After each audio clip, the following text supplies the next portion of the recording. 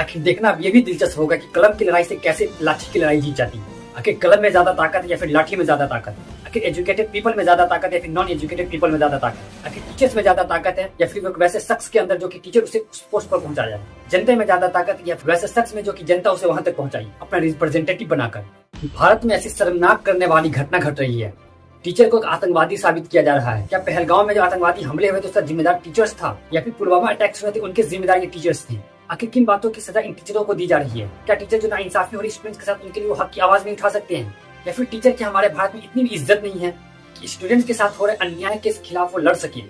क्या भारत में हमारे टीचर की इतनी भी वैल्यू नहीं है कि जो टीचर्स दीपक को रोशनी देता है वो टीचर भारत में फिर से एक एजुकेशन क्रांति ला सके? क्या भारत सरकार को अब एजुकेटेड पीपल की जरूरत नहीं? अगर देश चलाना होता है तो उसके लिए आईएएस और आईपीएस की जरूरत होती है। अगर एक डिस्ट्रिक्ट को संभालना होता है तो उनके लिए डीएम की जरूरत होती है, वो भी एक पढ़े लिखे होते हैं। अगर आपको पुलिस भी चाहिए तो वो भी एक पढ़ा लिखा होता है। अगर आपको एक क्लर्क भी चाहिए तो वो भी पढ़ा लिखा होता है। अगर आपको प्यून भी चाहिए तो वो भी पढ़ा लिखा होता है। अगर मैं अपने देश की बात करूँ तो हमारे देश को चलाने वाला आखिर पढ़ा लिखा क्यों नहीं है? शायद अगर वो पढ़े लिखे होते तो इम्पोर्टेंस ऑफ एजुकेशन को समझ पाते हैं और स्टूडेंट्स को इस तरह से भीड़ में नहीं लाया जाता। टीचर को खींच खींच कर नहीं माना जाता। टीचर के साथ इस तरह से व्यवहार नहीं किया जाता जैसे मानो कोई एक आतंकवादी हो। टीचर को 3-4 घंटे बस में घुमाया नहीं जाता। पूरे हरियाणा बॉर्डर घुमाए गए, पूरे उन्हें दिल्ली घुमाए गए, पूरे सफदरजंग घुमाए गए। अगर इस भारत देश में अगर एजुकेशन को बढ़ावा दिया जाता, अगर भारत देश में अगर एजुकेशन को लेकर कोई बात की जाती, अगर भारत देश में अगर मीनिंग ऑफ एजुकेशन को समझाए जाते तो शायद इन टीचरों की हालत ये ना होते। पूरे भारतवर्ष ये टीचर की हालत एक दिल्ली में जमा हो चुकी है। लेकिन हमारे देश की मीडिया को, हमारे देश की सरकार को यहाँ पर भी अपनी राजनीतिक दिखाई दे रही है। अब अपने खुद की पैसे बचाने के लिए स्टूडेंट्स के लाइफ को बर्बाद कर रहे हैं। आखिर कम पैसों में जीटीटी एग्जामिनेशन अटेंड करवा रहे हैं। इनसे अगर उसी टीसीएस की बात तो टीसीएस उसे दुगुना चार्ज करते थे, इसलिए आप टीसीएस को हटा दिया। एक तरफ भारत की ये हालात है, दूसरी तरफ अगर ग्राउंड रियलिटी की बात करूँ तो स्टूडेंट्स की कोई वैल्यू नहीं है। आखिर किस तरह का हमारा विकसित भारत है? आखिर किस तरह से हम विश्व गुरु बनेंगे यहाँ पे एजुकेशन की कोई वैल्यू नहीं है? यहाँ पे टीचर को खदेड़ खदेड़ कर मारा जाता है, यहाँ पे टीचर को डिटेन किया जाता है, यहाँ पे स्टूडेंट्स की कोई वैल्यू नहीं है। क्या it is a symbol of विश्व गुरु या फिर सबका साथ सबका विकास, या फिर ये हमारी उड़ान योजना की पहली सीढ़ी है जो कि टीचरों को इन सीढ़ियों पर चढ़ाया गया है? पूरे देश भर से न जाने कितने शिक्षक वहाँ मौजूद है। सभी शिक्षकों को डिटेन किया जा रहा है, सभी शिक्षकों को मारा जा रहा है। कभी किसी टीचर्स के हाथ तोड़े जा रहे हैं, कभी किसी टीचर को पैर पे मारे जा रहे हैं। टीचर को आपने डिटेन करके रखा है, उस डिटेन करने में आपने किसी टीचर किसी तरह के फैसिलिटीज दिए, न आपने पानी प्रोवाइड करवाए, न आपने वॉशरूम का कोई व्यवस्था करवाया। आखिर टॉयलेट के लिए लोग कहाँ जाए? हक की आवाज है, हक की आवाज है, ये हक की आवाज है और हम तमाम स्टूडेंट्स को इनके लिए लड़ना पड़ेगा। कभी हमारे सेकेंडरी एग्जामिनेशन के पेपर लीक होते हैं, कभी हमें सीनियर सेकेंडरी एग्जामिनेशन के पेपर लीक होते हैं, कभी हमें सिविल सर्विस के पेपर लीक होते हैं, कभी हमारे स्टेट सिविल सर्विस के पेपर लीक होते हैं, एसएससी के पेपर लीक होते हैं। कभी यहाँ धांधली देखी जाती है, कभी वहाँ हमें धांधली देखी जाती है। आखिर ये कब तक भारत के स्टूडेंट्स को नचाया जाएगा? इनमें कोई भी सटीक निर्णय नहीं निकलेंगे। क्या भारत में अब एजुकेशन की इंपॉर्टेंस नहीं रह गई? और सबसे मजेदार बात तो यहाँ पर ये है कि यहाँ पर अपोजिशन पार्टी भी कोई एक्शन नहीं ले रहे हैं। देश में इतने बड़े आंदोलन हो रहे हैं, भारत के कोने कोने से शिक्षक मौजूद हो रहे हैं दिल्ली में, लेकिन कहीं किसी को समोसा की रेट की पड़ी है तो कहीं किसी की विदेश दौरा की, लेकिन एजुकेशन पे किसी तरह की बात नहीं किया जा रहा है। न कि एसएससी के चेयरमैन बात करने के लिए तैयार है और न ही अधिकारी इन्हें जाने दे रहे हैं। और हमारे नेशनल मीडिया का रोल ये होना चाहिए था, इनकी आवाज को सरकार तक पहुंचाना चाहिए था। ये खुद स्टूडेंट्स को आरोपी बता रहे हैं। स्टूडेंट्स ने लगाया ये आरोप, अभिनय सर ने लगाया ये आरोप। ये सभी छात्र एसएससी परीक्षाओं में अव्यवस्था का आरोप लगा रहे हैं और परीक्षा की प्रक्रिया में सुधार और जवाबदेही की मांग कर रहे हैं। इनका सबसे बड़ा विरोध इस परीक्षा को आयोजित कराने वाली कंपनी को लेकर। उनका कहना है कि यह कंपनी कई राज्यों में ब्लैक लिस्टेड है और अब वही परीक्षा करा रही है। इस कंपनी को टेंडर मिलने के बाद ही गड़बड़ियां शुरू हुई। छात्रों का कहना है कि परीक्षा केंद्र खराब है, वहां छात्रों के लिए सही व्यवस्था नहीं है, इंफ्रास्ट्रक्चर की कमी है। परीक्षा कराने की प्रक्रिया इतनी खराब है कि छात्रों को दूर दूर राज्यों में सेंटर दिए जा रहे हैं और कई बार परीक्षाएं रद्द हो रही हैं। अब 13 अगस्त से एसएससी सीजीएल 2025 की टियर 1 परीक्षा शुरू हो रही है, जिसमें करीब 14,500 पदों पर भर्ती होनी है। इससे 20 से 30 लाख से अधिक उम्मीदवार शामिल हो सकते हैं। अब छात्रों को डर क्या है? उनको डर है कि जब फेज 3 की परीक्षा में फेज 13 की परीक्षा में केवल 3 लाख छात्रों को ही समस्याओं का सामना करना पड़ा, तो एसएससी अब 30 लाख छात्रों की व्यवस्था कैसे करेगा? क्या प्रोटेस्ट में टीचर को माना ये आरोप है? आर्टिकल 19 हमारे कहाँ गए? क्या राइट टू प्रोटेस्ट हमारे पास है या नहीं है? Article 19(1)(a) sub clause A ये हमें राइट टू प्रोटेस्ट देता है या नहीं देता है? क्या हम अपने कॉन्स्टिट्यूशनल राइट का यूज नहीं कर सकते हैं? क्या ये हमारे फंडामेंटल राइट्स की वायलेशंस नहीं है? ये प्रोटेस्ट भारत की न्यायिक व्यवस्था पर क्वेश्चन मार्क लगाती है कि देश की राजधानी दिल्ली में इस तरह से प्रोटेस्ट हो रहा है और टीचरों पर लाठीचार्ज की जा रही है, टीचरों को घसीटा जा रहा है। जैसे ये पहलगाम के और पुलवामा में, मुंबई बम कांड में, दिल्ली के भगदड़ का सारे की जिम्मेदारी इन्हीं के ऊपर है। ताकि इन सभी टीचरों को इस तरह से गिदड़ों की तरह लपेटा जा रहा है जैसे समझे कि एक आतंकवादी हो, और जो असल मुद्दा है, असल मुद्दों से भटकाए जा रहे हैं। अपने नाकामयाबियों को देखकर उन पर खामियों पर काम नहीं की जा रही है, लेकिन टीचरों को डिटेन किया जा रहा है, टीचरों को उठाए जा रहे हैं, टीचरों के हाथ तोड़े जा रहे हैं, टीचरों के पैर तोड़े जा रहे हैं, टीचरों को मारे जा रहे हैं, टीचरों के ऊपर लाठीचार्ज की जा रही है, स्टूडेंट्स को बाउंसर से पिटवाए जा रहे हैं। This is the big symbol of विश्व गुरु। ये विश्व गुरु बनने के भारत के द्वारा उठाया गया एक महत्वपूर्ण कदम है। अब अपोजिशन के लीडर के बारे में अभिनय सर क्या कहते हैं? हम नहीं चाहते कि यहाँ 500 बच्चा आके बैठा है और कोई छुटभैया नेता आए और हाय हाय करके पब्लिसिटी कमाए, ये इंटेंट। और हमने पहले भी कभी, यहाँ तो बहुत छोटे नेता है, मैं देश के विपक्ष के बड़े नेता राहुल गांधी से इतू सी उम्मीद नहीं करता। आज अगर विपक्ष अच्छा होता तो हम लोगों को रोड पे धक्के निकालने पड़ते। विपक्ष की औकात नहीं है कि सवाल कर सके यूथ का।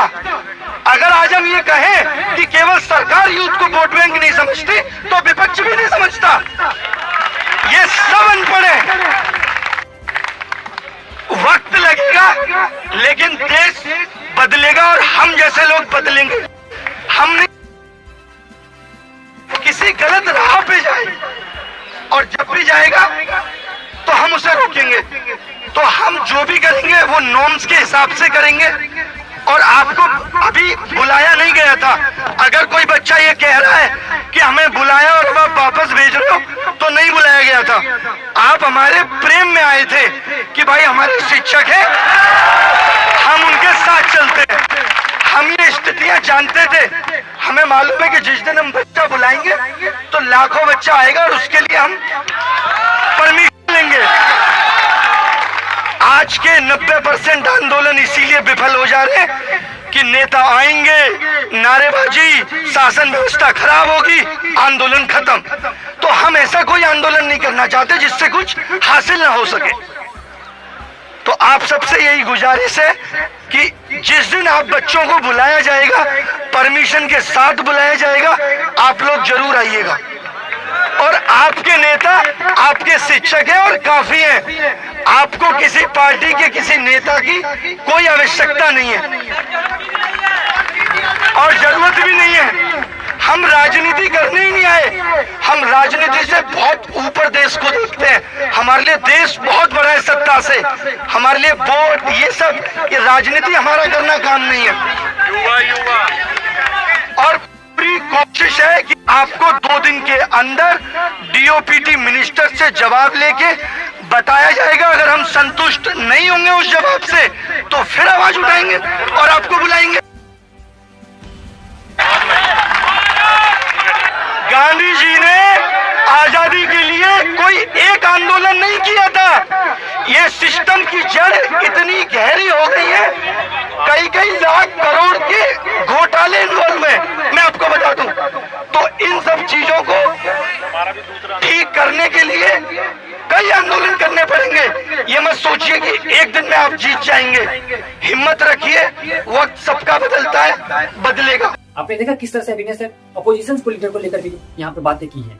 यहाँ पर अभी राहुल गांधी को आना चाहिए था, यहाँ पर अभी अरविंद केजरीवाल को आना चाहिए था, इस प्रोटेस्ट का हिस्सा बनना चाहिए था, ये भारत के छात्रों का साथ देना चाहिए था, एजुकेशन रिफॉर्म करवाना चाहिए था, ताकि आने वाले भविष्य में किसी भी स्टूडेंट के साथ इस तरह के दुर्व्यवहार न किया जाए, टीचरों के साथ इस तरह के दुर्व्यवहार न किया जाए, स्टूडेंट्स के साथ इस तरह के दुर्व्यवहार न किया जाए। बीपीएससी के आंदोलन मिलते हैं, कभी एसएससी के आंदोलन मिलते हैं, हमें कभी नीट के आंदोलन मिलते हैं। अभी कोई ठीक नहीं कि आने वाले दिन में हमें यूपीएससी के भी आंदोलन देखने के लिए मिल जाए। अभी भारत में सिर्फ ये यूपीएससी के एग्जाम रह गए हैं। इस एग्जाम में धांधली तो हुए हैं, धांधली तो खैर यूपीएससी में भी की गई, लेकिन पूरे खुलासे नहीं की गई। एक यूपीएससी अभी तक सिक्योर है, लेकिन कोई ठीक नहीं आने वाले दिन में यह भी एक अनसिक्योर बन जाए। क्योंकि जिस तरह से हमारे एजुकेशन सिस्टम को खत्म किए जा रहे हैं, जिस तरह से स्कूल और कॉलेजेस को बंद कर शराब अड्डे खोले जा रहे हैं, शराब के ठेके खोले जा रहे हैं और हमें मानसिक तौर से अपाहिज बनाए जा रहे हैं, उस तरह से ये भी देखने के लिए हमें मिल सकता है। यूपीएससी में भी धांधली के मंजर हमें देखने के लिए मिले। आखिर देखना अब ये भी दिलचस्प होगा कि कलम की लड़ाई से कैसे लाठी की लड़ाई जीत जाती है। आखिर कलम में ज्यादा ताकत है या फिर लाठी में ज्यादा ताकत है? आखिर एजुकेटेड पीपल में ज्यादा ताकत है या फिर नॉन एजुकेटेड पीपल में ज्यादा ताकत है? आखिर टीचर्स में ज्यादा ताकत है या फिर वैसे शख्स के अंदर जो कि टीचर उसे उस पोस्ट पर पहुंचा जाए?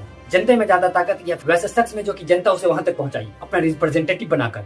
आखिर देखना अब ये दिलचस्प होने वाला है। लेकिन अगर अब सरकार इस बातों को नहीं सुनती, अगर एसएससी इन बातों को नहीं मानती, तो अब सारे टीचर्स यही मानना हो अब यहाँ पर पेन डाउन की जाएगी। अब अगर पेन डाउन होंगे पूरे भारतवर्ष के लिए पेन डाउन की जाएगी, ताकि स्टूडेंट के साथ न्याय की जा सके, ताकि स्टूडेंट को एक न्याय मिले, ताकि स्टूडेंट्स की हक मिल सके। और इन टीचरों के साथ जो ऐसा सलूक की गई है इनके ऊपर कार्रवाई की जाए, क्योंकि दिल्ली पुलिस द्वारा ऐसे शख्स पर अटैक किए गए हैं जो कि अंधेरों में भी रोशनी का काम करते हैं और इन्हीं रोशनी की बदौलत इनके बॉडीज पर ये खाकी वर्दी है, क्योंकि education is the most powerful weapons.